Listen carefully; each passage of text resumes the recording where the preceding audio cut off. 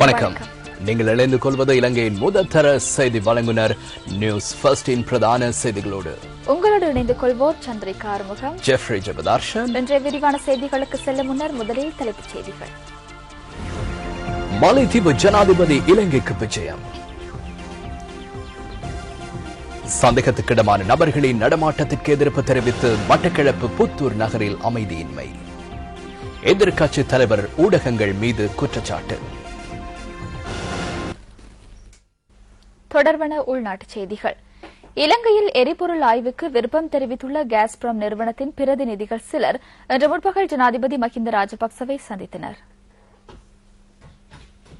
இலங்கையில் எரிபொருள் ஆய்வுகளுக்கு ஒத்துழைப்பு வழங்க இணக்கம் தெரிவித்துள்ள உலகின் பாரிய கேஸ் நிறுவனமான காஸ்பிரம் நிறுவன பிரதிநிதிகளுக்கும் ஜனாதிபதிக்கும் இடையிலான சந்திப்பு அலரி மாளிகையில் நடைபெற்றது. ஜனாதிபதியின் ரஷ்ய விஜயத்தின் போது இந்த நிறுவனம் இலங்கையில் எரிபொருள் ஆய்வுகளுக்கான ஒத்துழைப்பை வழங்க இணக்கம் தெரிவித்திருந்தது. பெட்ரோலிய தொழில்துறை அமைச்சர் சுசில் பிரேமஜாந்த, காஸ்பிரம் நிறுவனத்தின் பிரதிநிதிகள் மற்றும் இரு நாட்டு தூதுவர்களும் இந்த சந்திப்பின் போது கலந்து கொண்டனர்.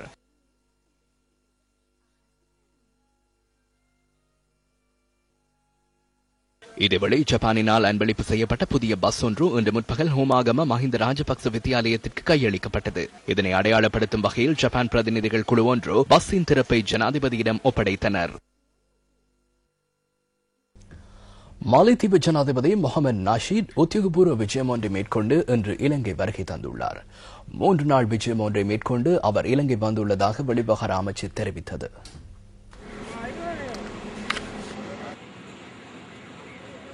இலங்கைக்கு வருகை தந்த மாலைத்தீவு ஜனாதிபதி வெளிவிவகார அமைச்சர் ஜிஎல் பீரிஸ் வரவேற்றார். இலங்கைக்கு விஜயம் மேற்கொண்டுள்ள மாலைத்தீவு ஜனாதிபதி முக்கிய அரசியல் பிரமுகர்களை சந்தித்து கலந்துரையாடுவார் என வெளிவிவகார அமைச்சு குறிப்பிட்டது.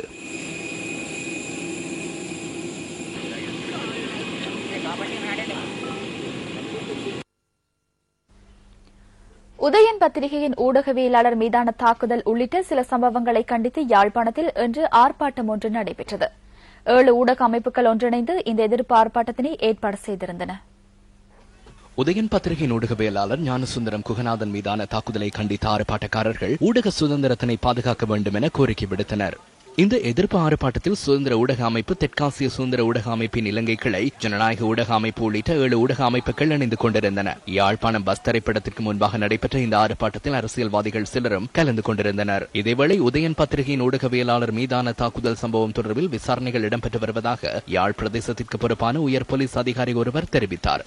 இந்த தாக்குதல் சம்பவத்துடன் தொடர்புடையதாக கூறப்படும் பிரதான சந்தேக நபர் கைது செய்யப்பட்டுள்ளதுடன் அவரிடமிருந்து பெறப்பட்ட தகவல்களின் அடிப்படையில் மற்றைய சந்தேக நபரை கைது செய்ய நடவடிக்கை எடுத்து வருவதாகவும் அவர் குறிப்பிட்டார்.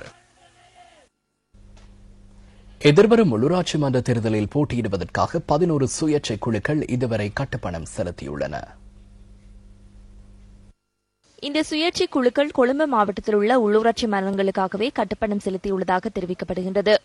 கொழும்பு மாநகர சபைக்கான தேர்தலில் போட்டியிடுவதற்காக இதுவரை 7 சுயேட்சை குழுக்கள் கட்டுப்பணம் செலுத்தியுள்ளதாக கொழும்பு மாவட்ட தெரிவுத்தாட்சி அதிகாரி எஸ் ஹபு ஆராய்ச்சி கூறினார். இதனை தவிர மொரட்டுவ, திகிவலை, கல்கிசி மற்றும் கோட்டை ஆகிய மாநகர சபைகளுக்காகவும் சுயேட்சை குழுக்கள் கட்டுப்பணம் செலுத்தியுள்ளன. 23 உள்ளூராட்சி மன்றங்களுக்கான தேர்தலில் போட்டியிடுவதற்காக சுயேட்சை குழுக்களுக்கு கட்டுப்பணம் செலுத்துவதற்காக வழங்கப்பட்டிருந்த கால அவகாசம் இம்மாதம் 25ஆம் தேதி நண்பகல் 12 மணியுடன் முடிவுக்கு வரவுள்ளது. விளம்பரங்களின் பின்னர் பிரதான செய்திகள் தொடர்கின்றன. பெற்றோரின் அரவணைப்பை இழந்து வடபகுதி பிள்ளைகளை பாதுகாப்பதற்கான விசேட திட்டம் ஒன்றை அரசாங்கம் செயற்படுத்த உள்ளது. வடபகுதியின் சில பகுதிகளில் பிறந்தவுடனேயே பிள்ளைகள் பல்வேறு இடங்களில் கைவிடப்படுகின்றமை தொடர்பில் வெளியான தகவல்களை கருத்தில் கொண்டு இதற்கான ஏற்பாடுகளை சிறுவர் அபிவிருத்தி மற்றும் மகளிர் விவகார அமைச்சு மேற்கொண்டுள்ளது. ஐக்கிய நாடுகள் சபையின் பல்வேறு அமைப்புகள் மற்றும் அரசு சார்பற்ற நிறுவனங்களின் பங்களிப்புடன் இந்த திட்டத்தை செயற்படுத்துவதற்கு தீர்மானிக்கப்பட்டுள்ளது. உத்தேச திட்டத்திற்காக வடபகுதியைச் சேர்ந்த குடும்பநல உத்தியோகத்தர்கள், கிராம உத்தியோகத்தர்கள், சிறுவர் உரிமை மேம்பாட்டு அதிகாரிகள், நன்னடத்தை அதிகாரிகள், பாதுகாப்பு தரப்பினர் உள்ளிட்டவர்களின் ஒத்துழைப்பையும் பெற்றுக் கொள்ளப்பட உள்ளது. இதன் முதற்கட்டமாக செப்டம்பர் மாதம் 5ஆம் 6ஆம் தேதிகளில் வடக்கின் பெண்களும் சிறுவர்களும் எதிர்நோக்கும் பிரச்சினைகள் குறித்து ஆராய்வதற்கான கலந்துரையாடல்கள் இடம்பெற உள்ளன.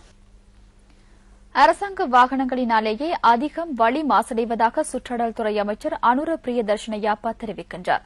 போலீஸ் உத்தியோகத்தர்கள் சிலரை தெளிவுபடுத்தும் பொருட்டு கொழும்பில் இன்று நடைபெற்ற செயலமர்வு ஒன்றிலேயே அமைச்சர் இதனை கூறினார்.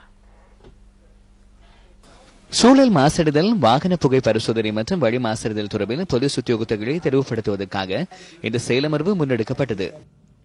අපේ වායුව නිසි ප්‍රමිතියකට රඳවා ගන්න ඕනේ. විශේෂයෙන් අපි බලාපොරොත්තු වෙලා තියෙනවා வாயு மண்டலத்தை சுத்தமாக பேண வேண்டும். இந்த திட்டத்தை ஆரம்பித்ததன் பின்னர் கொழும்பு நகரில் வழி மாசடைவதை குறைக்க முடிந்தது. சிறந்ததொரு மேம்பாட்டை ஏற்படுத்த முடிந்துள்ளது.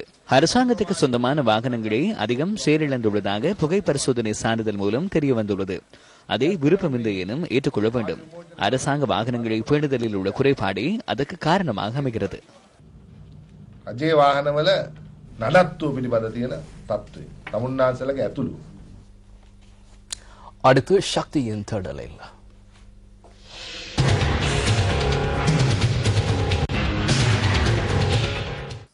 யுத்தத்தினால் நெருக்கடியான மக்களது வாழ்வின் புதியதோர் விடியலுக்கான ஆரம்பமே மீள்குடியேற்றம். மீள்குடியேற்றப்பட்ட அனைவரும் சகல வாழ்வாதார வசதிகளையும் பெறவில்லை என்பதற்கு கொத்தியாவல கிராமம் ஒரு சான்றாகும்.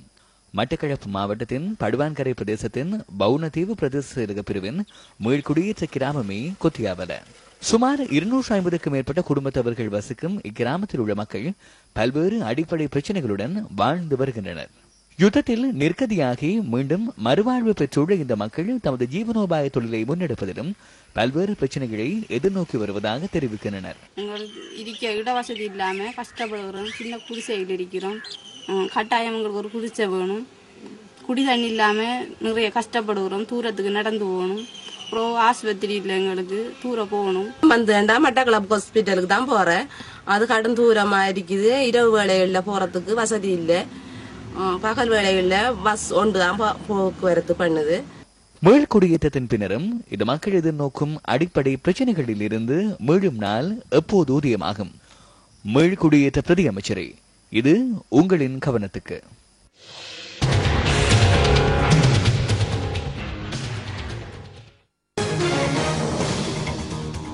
மட்டக்களப்பு புத்தூர் நகரில் இன்று ஏற்பட்ட பதற்ற நிலைமை பகல் அளவில் கட்டுப்பாட்டுக்குள் கொண்டுவரப்பட்டதாக போலீசார் தெரிவிக்கின்றனர். சந்தேகத்துக்கிடமான நபர்கள் நடமாடுவதாக தெரிவிக்கப்பட்டதை அடுத்து ஏற்பட்ட பீதியை அடிப்படையாக கொண்டே இந்த பதற்ற நிலை ஏற்பட்டுள்ளது. சந்தேகத்துக்கிடமான நபர்கள் நகரில் அமைந்துள்ள போலீஸ் காவலர் அணை அண்மித்த பகுதியில் நடமாடுவதாக தெரிவித்து புதூர் மக்கள் கவன ஈர்ப்பு போராட்டம் ஒன்றில் ஈடுபட்டனர். புதூர் வவுனதீவு பிரதான வீதியின் போக்குவரத்திற்கு தடை ஏற்படும் வகையில் சேத்துக்குடா பகுதியில் எதிர்ப்பு நடவடிக்கை மேற்கொள்ளப்பட்டது.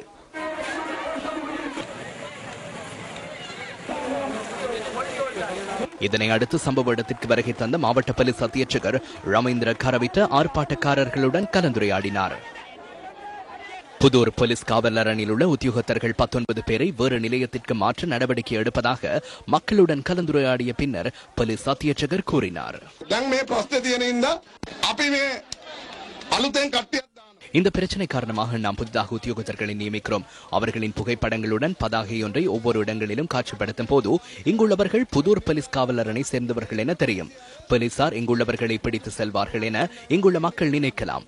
ஆனால் இவ்வாறு எதுவும் இடம்பெறாது என நான் பொறுப்புடன் கூறுகிறேன்.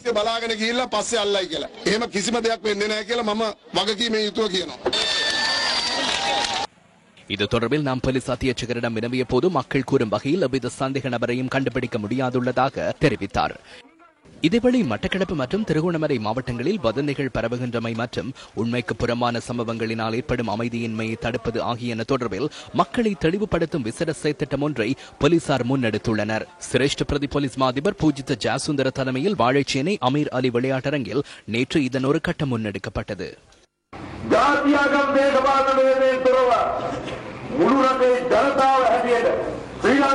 ஜாதி மதபேதமின்றி முழு நாட்டு மக்களும் இலங்கையர் என்ற வகையில் இந்த சமாதானத்தை பெற்றுக் கொண்டோம். எங்கேயோ உள்ள பூதம் காரணமாக அதை இல்லாமல் செய்ய முடியுமா? சந்தர்ப்பவாதிகள் இதை பயன்படுத்தி வெவ்வேறு நடவடிக்கைகளில் ஈடுபடுகின்றனர். இவற்றுக்கு பாய்ந்து சட்டத்தை கையில் எடுக்க மக்களுக்கு உரிமை இல்லை.